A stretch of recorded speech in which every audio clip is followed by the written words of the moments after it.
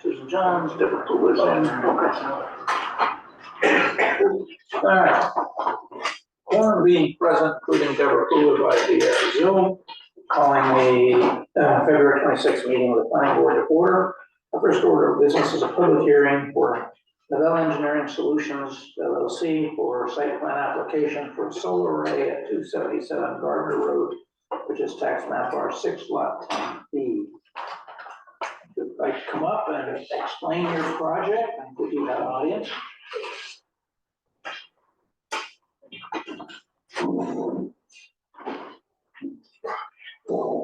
Good evening, everyone. Ralph Addonizio on behalf of Novel Energy. Good to see everyone again. Nice to see you. What is your name? First, Ralph Addonizio, Addonizio. It's kind of a mouthful. Your first name, I forgot. Ralph. That's the simple part, R-A-L-P-H. Thank you. The other part of it, not so much. Question why my wife even wanted to take the name. So we are here this evening for the public hearing for our solar project. Since last time when it was deemed complete, we had submitted a number of documents, and then later today, Emily had sent over some additional comments. We had reached out, and I guess there was some confusion, I guess on our part, because normally with a lot of the towns we deal with in Maine, when we submit an application to the municipality, the information gets dispersed in different directions to whoever has to review it. I guess that wasn't necessarily the case here. So we had sent everything over to him. I had a conversation with him, and then he sent back an email saying that he didn't, and I believe Emily was CC'd on it, and I believe the chair was also CC'd on it. He didn't have any issues. And I told him the same thing I've said before, that if there was anything that came up, anything even after the fact that you feel we need to address or you want to see, we will certainly make any of those changes to that plan. And as of now, he didn't see anything and he was good with it. But that doesn't mean somewhere down the line, he thinks of something, we are certainly open to adding something in. And then also Emily had a question about some minor wetlands disturbance on the site. That area is less than 400 square feet. And what it was missing is a line from the other one drawn to that. I talked to our engineer after I received that email. So if you want, we can send you over a corrected page with that line drawn to it. But that 400 number is part of the other number that's on there. It just didn't have the line drawn to it to point it out as you you pointed out. I mean, other than that, with all the information we've given you, if there's anybody from the public that had questions on it, or we're certainly happy to answer anything, to address anything. Well, we'll start with the public. There's everyone now. And we only have the news, the newspaper online. Susan, do you have anything? No, thank you. All right then. Anybody here have questions? Comments? I'm not sure. I heard you mention that the party you were referring to was the fire chief, Pickford. Yes. That you've been talking to, and yes, we would like to revise plan with that line on that. Or finalize it. All right then, at 7:05, I'm closing the public hearing. This is planning board meeting. First order of business is the minutes of February 12th. I make a motion, we accept the minutes as presented to the February 12th meeting. Second. Any comments, corrections? All those in favor? Unanimous. All right, review of Novel Engineering Solutions. I'm in favor as well of the minute. Thank you, sorry, Deborah. Thank you. I should have glanced at I would have seen that screen.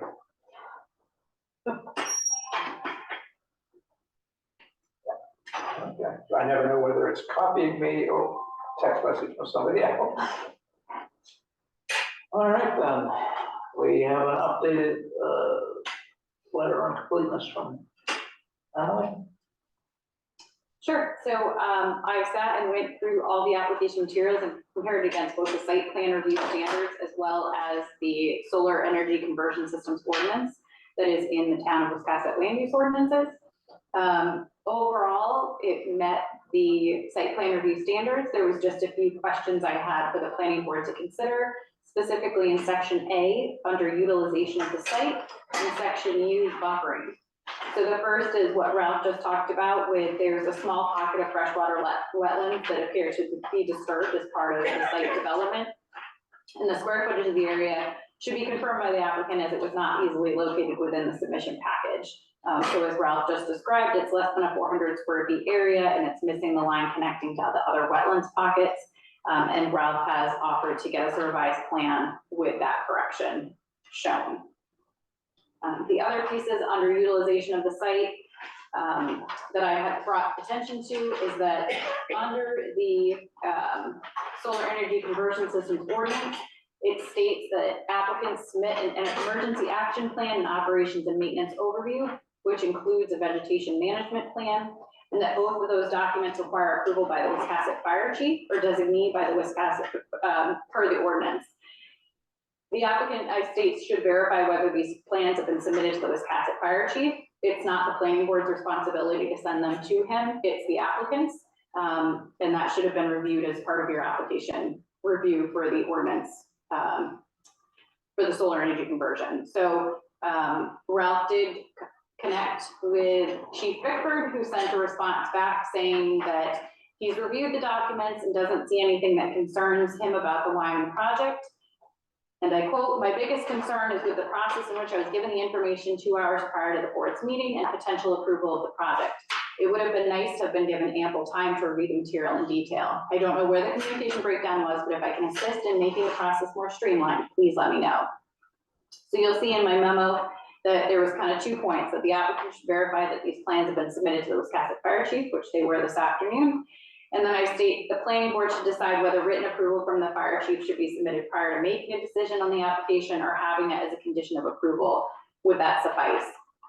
Given Chief Bickford's statement, it's up to you to decide whether that's sufficient for this application or if you'd want a condition approval that he have more opportunity to review it and make any recommendations, which it sounds like, Ralph, you're agreeable to, as a condition of approval. No problem at all. When I spoke to the chief, just by background, 16-year volunteer EMT with 1 million hours of emergency management experience, like the chief. So I told him, again, whatever he needs, we have a lot of input into, we'll do it. So, if he, again, even if it wasn't a condition, he called tomorrow and said, "Hey, Ralph, I just noticed this," it's not an issue. So not a problem at all.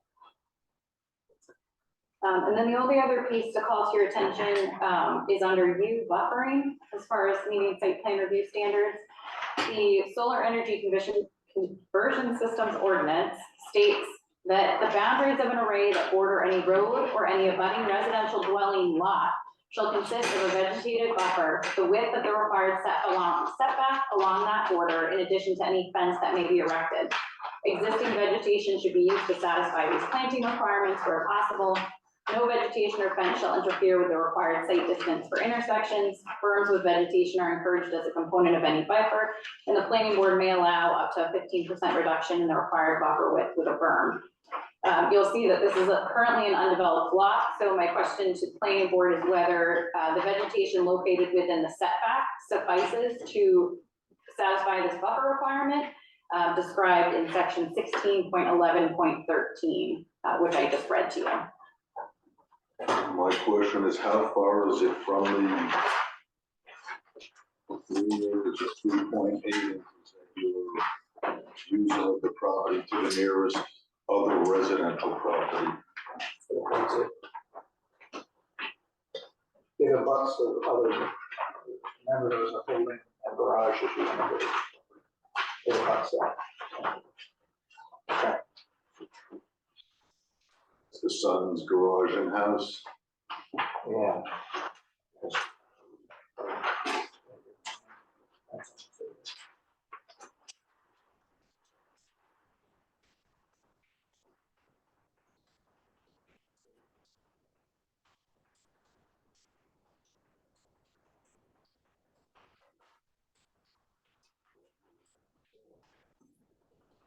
the statement.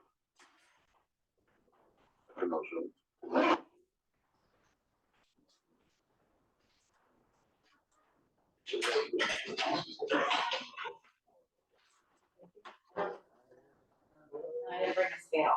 That's language for this one, it's a separate lot, yeah. Stewardess is different from.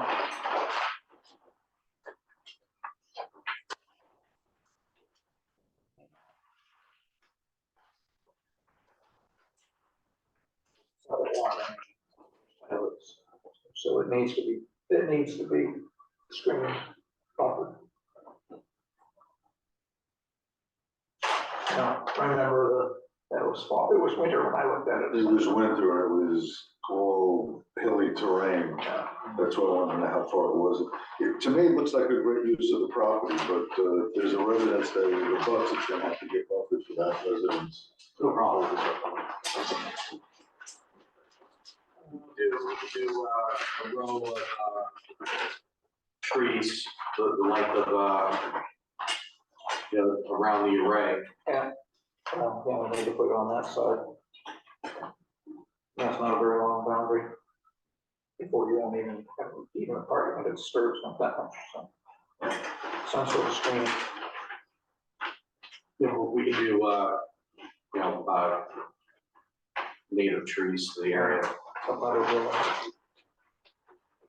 And it will grow up bush and then. This 400-foot wetland, you're gonna fill it. I'm sorry, what was that? This 400-foot wetland, you're gonna fill it. It's not gonna be filled, it's just disturbed area that's kind of falling inside the plant. Okay.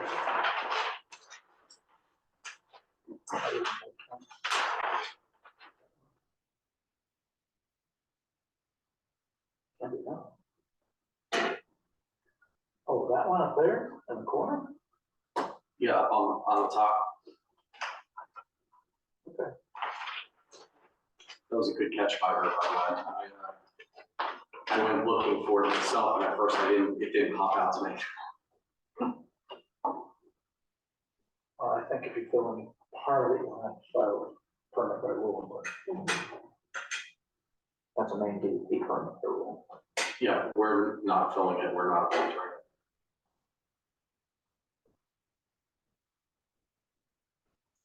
Are we happy with his statement that they'll put some bushy plants along the boundary with the one residential lot it touches? Yep. Any other questions for him? Comments? Can I I'm vote for- okay with that. Thank you again. I'm okay with that. That sounds good. Thank you, Deborah. Is there a motion? I'll make a motion that we accept the plans as complete, subject to the additional line being placed by the approximate 400 square feet of wetlands, and that there be native trees, bushes, etc., planted along the residential property line. Can I I'll add- second that motion. Before you do, can I add that they will add the Emily's conditions of approval to the plan for our signature? And those are all standard conditions of approval, so just that Yeah, we gotta you'll, get those written into the ordinance. yes, I know. I'll touch base with you tomorrow on exactly how you want that on there. She gave you the wording and it drops right into your box, conditions of approval. I can send you the Word version too. so you Okay, can have it. perfect. And we don't need home resets, just two copies for us maybe, for us to sign and whatever copies you want for signature. Thank you. Okay, Deborah, are you seconding it with my addition? Yes, Thank you.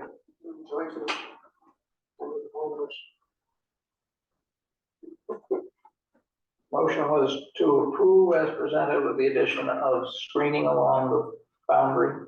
Along the residential boundary, the addition of the line connotating the 400 square feet of wetland and conditions being placed on the plans per the All right, I just didn't get the part about the 400 feet of wetland. There's supposed to be a line connecting it to the other wetland so that it's showed in Oh, so it's shown on the plans. So Yeah. 400 square feet of wetlands, just to make it clear, it's 400 feet, I think it's long, Again, any corrected sheet. Two for us, or whatever you want. yes. You don't have to do the whole stuff all over again. All right. All those in favor? With that, unanimous. So, subject to some minor conditions of approval, you are. I'm in favor as well. Thank you, Deborah. Thank you, I'm everyone. bad, Deborah. I'm not used to having a member out there. Thank you, everyone, for your time and consideration on this application. We did an outstanding job pointing out signs. I just sent you the language. Oh, okay. Now, Once. Once. believe me, I felt the shame when you caught something I don't didn't. feel shame. All right, Have a nice evening. we have one other, PORC tonight for this pass on, for a public hearing, changes to our land use ordinances. Make all of the language read the same throughout the ordinance for what constitutes a temporary RV placement. We can't change shoreline zoning. It's not easy to do, so we made the rest of the sections of FEMA flood and the regular ordinances agree at 120 days, and we've copied the definition from the glossary. From the, to the glossary, from the shoreline zoning. no, from floodplain. From the floodplain ordinance, so that we have one definition of what a. It just conforms everything together. So we will place that on our agenda for our next meeting, and so inform the newspaper, they'll get a notice, public hearing. So you'll have to come again in 2 weeks, or whatever announced it. We got cheated last time, anybody else have any other business? I make a motion, we adjourn, it's 7:17 PM. Second that. Thank you, everyone. I gotta be faster than that. Yeah, no, that was right there. All those in favor, say aye, raise your hand. Aye. So, I waited this time here. I'm sleeping tonight, I'm tired.